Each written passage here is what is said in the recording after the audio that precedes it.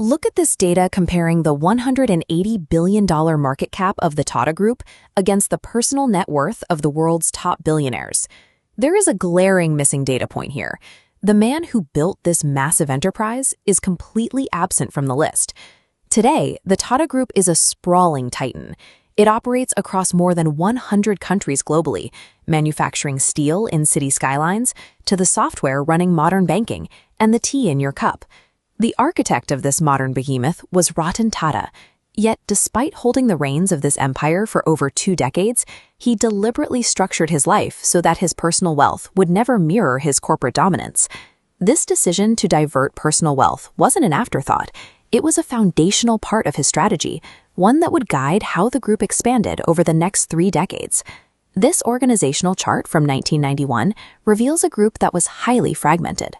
When Tata took over as chairman, he inherited a chaotic web of 95 separate companies, each operating entirely on its own agenda with no central command.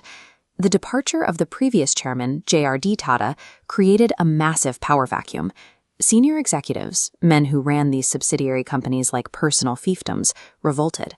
The media and the old guard publicly branded Ratan as the wrong choice for the job. To regain control, he pushed through a mandatory retirement policy for all senior executives. It was a move that successfully cleared the path for a new leadership structure, removing the entrenched figures who had resisted centralization. Clearing out the old guard allowed him to inject young talent and centralize operations. He modernized the workforce and revived the company's early 20th century legacy of pioneering progressive labor rights, aligning the entire conglomerate under a unified vision. By consolidating power early on, Tata ensured the group could finally operate as a single unit. This unification became the backbone for the massive global expansion and social initiatives that would follow. You can see that empathy driving his engineering choices. Observing Indian roads, Tata repeatedly saw entire families of 4 navigating heavy traffic and monsoon rains balanced precariously on a single motor scooter. He gave his engineers a mandate that seemed impossible. They had to reverse engineer a fully functional, safe 4-door passenger car that could be manufactured and sold for exactly 1 lakh rupees, roughly $2,000. In 2008, the Tata Nano rolled onto the stage. It was a marvel of frugal engineering, aggressively stripped of non-essentials, and positioned as a revolutionary people's car for the masses. But the launch stumbled on consumer psychology. Tata marketed it as the cheapest car in the world. In an aspirational market like India, buying a vehicle is a status symbol. Consumers outright rejected a product explicitly branded as cheap, and sales flatlined. The Nano was eventually phased out. Yet this commercial failure perfectly encapsulated his ethos. He was willing to risk capital, endure criticism, and sacrifice profit margins to attempt a genuine solution for human safety. That same willingness to take a hit defined his global strategy. In 1999, the Tata Indica passenger car was bleeding money. Tata flew to Detroit to sell the division to Ford. During the meeting, Ford executives humiliated him, asking why he even entered the passenger car business if he knew nothing about it. Tata walked away from the deal. He used the rejection as fuel to pivot the entire conglomerate, realizing that to survive and thrive, the Tata Group had to venture aggressively beyond the Indian domestic market. In 2008, the tables turned. Ford was struggling through a massive financial crisis and needed to offload assets.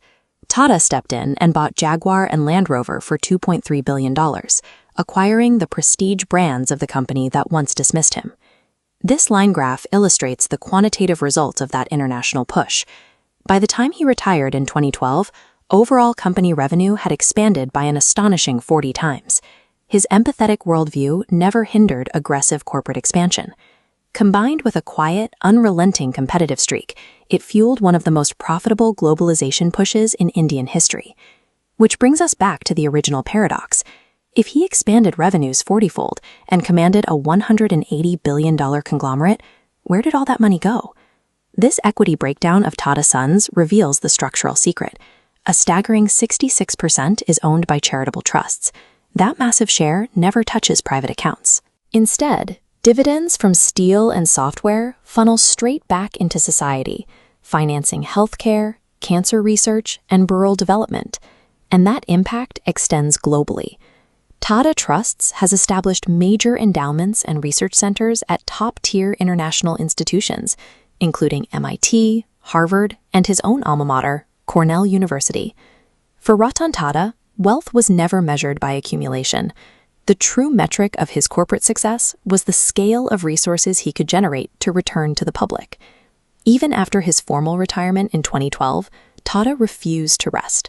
He pivoted his focus, deploying his time and capital as a super angel investor. He backed modern Indian startups, companies like Ola, Paytm, and FirstCry, proving his ongoing commitment to the next generation of domestic innovators solving modern problems. He transcended the role of a distant industrialist, becoming an accessible mentor and a beloved cultural icon for millions of young entrepreneurs. His passing in October 2024 triggered profound national grief. The public mourned a dedicated servant who happened to use business as his medium. Ratan Tata proved that it is entirely possible to reach the absolute pinnacle of global capitalism without losing your moral center. He showed the world that a truly rich life is measured by what you leave behind.